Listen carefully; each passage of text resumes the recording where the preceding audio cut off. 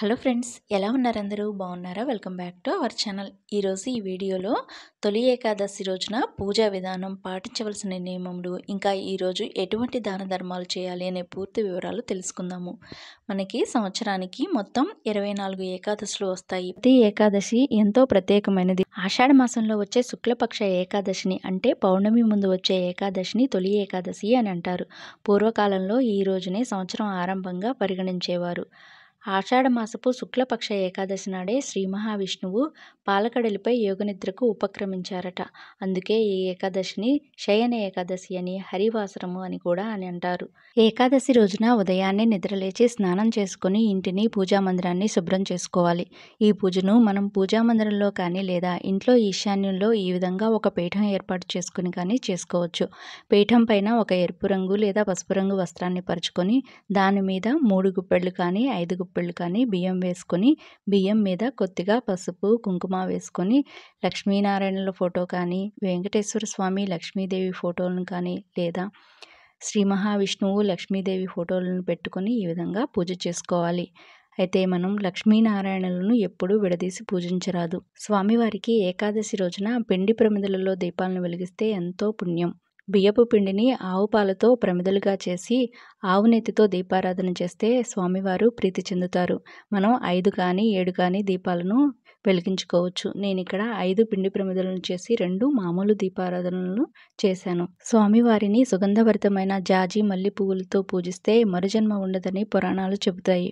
ఇంకా పూజా స్థలంలో పన్నీరు, ఇంకా స్వామివారికి అమ్మవారికి ఎంతో ప్రీతికరమైన పచ్చకర్పూరం వేసుకుంటే పూజాస్థలం సుగంధభరితం అవి స్వామివారు ప్రీతి చెందుతారు.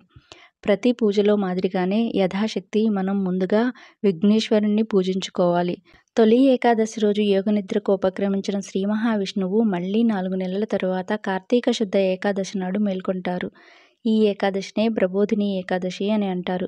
ఏకాదశి తిథి శ్రీ మహావిష్ణువుకు ఎంతో ప్రీతికరమైనది. దానికి ఒక చిన్న కథ ఉంది. కృతయుగంలో ముర అనే రాక్షసుడు బ్రహ్మవరంతో దేవతలను, ఋషులను హింసించడంతో శ్రీ మహావిష్ణువు అతనితో 1000 ఏళ్లు పోరాడి అలసిపోయి ఒక గుహలో విశ్రాంతి తీసుకుంటుండగా శ్రీహరి శరీరం నుంచి ఒక కన్య ఆవిర్భవించి రాక్షసుణ్ణి అంతం చేసిందట. ఇందుకు సంతసించిన శ్రీ మహావిష్ణువు ఆమెకు ఏకాదశి అని పేరు పెట్టి వరం కోరుకోమనగా ఆమె ఏకాదశి వ్రతం చేసిన వారి పాపాలను పోగొట్టాలని కోరుకుందట. అందుకే ఏకాదశి రోజు ఉపవాసం ఉన్న వారి పాపాలు హరించబడతాయి. తొలి ఏకాదశిని పేలాల పిండి పండుగ అని కూడా అంటారు. ఈ రోజున స్వామివారికి పేలాల పిండిని నైవేద్యంగా నివేదిస్తారు. గణపతి పూజ అయిపోయిన తర్వాత శ్రీ మహావిష్ణువుకి ఇంకా లక్ష్మీదేవికి షోడశోపచార పూజలు చేసుకోవాలి. విష్ణు సహస్రం, గోవిందనామాలు పారాయణ చేసుకోవాలి. ఇంకా లలితా సహస్రం లేదా లక్ష్మీ అష్టోత్తరం పారాయణం కూడా అమ్మవారికి చేసుకోవాలి. ఇవేమీ రాని వాళ్ళు ఫోన్లో ఈ స్తోత్రాలను పెట్టుకుని వింటూ పూజను నిర్వహించుకోవచ్చు. ఏకాదశి వ్రత నియమాలు ఏమిటో తెలుసుకుందాము. ఏకాదశి వ్రతం చేయాలనుకునేవారు దశమి రోజు రాత్రి నుండే బియ్యంతో వండిన పదార్థాలను తీసుకోకూడదు. అంటే దశమి రోజు మధ్యాహ్నం భోజనం చేసి రాత్రి ఉపవాసం ఉండాలి. ఒకవేళ ఉపవాసం ఉండలేని వాళ్ళు ఏదైనా అల్పాహారం తీసుకోవచ్చు. ఇంకా ఏకాదశి రోజు పూర్తిగా ఉపవాసం ఉండి ద్వాదశి రోజు, అంటే మరుసటి రోజైన ద్వాదశి రోజు ద్వాదశి గడియలు ఉన్నప్పుడు మరలా స్వామివారిని పూజించి తరువాత వీలుంటే గుడికి వెళ్ళి బ్రాహ్మణుడికి స్వయంపాకం ఇచ్చుకొని తర్వాత ఇంటికి వచ్చి భోజనం చేయాలి. ఈ విధంగా ఉపవాసం చేయలేని వాళ్ళు ఏదైనా అల్పాహారం తీసుకుని కూడా ఏకాదశి వ్రతాన్ని చేసుకోవచ్చు. ఈ 3 రోజులు బ్రహ్మచర్యం పాటించి నేల మీద పడుకోవాలి. ఉప అంటే దగ్గరగా, వాసం అంటే నివసించటం, ఉపవాసం అంటే స్వామికి దగ్గరగా, అంటే మనం నిరంతరం స్వామి ధ్యానంలో ఉండాలన్నమాట. ఎక్కువగా మాట్లాడకుండా ఉండి ఇతరులను దూషించకూడదు, ప్రశాంతంగా ఉండాలి. ఇంకా మన సంప్రదాయంలో ఏ పూజ లేదా విశిష్టమైన రోజుల్లోనైనా ప్రధానంగా మనం చేయవలసినది దానాలు.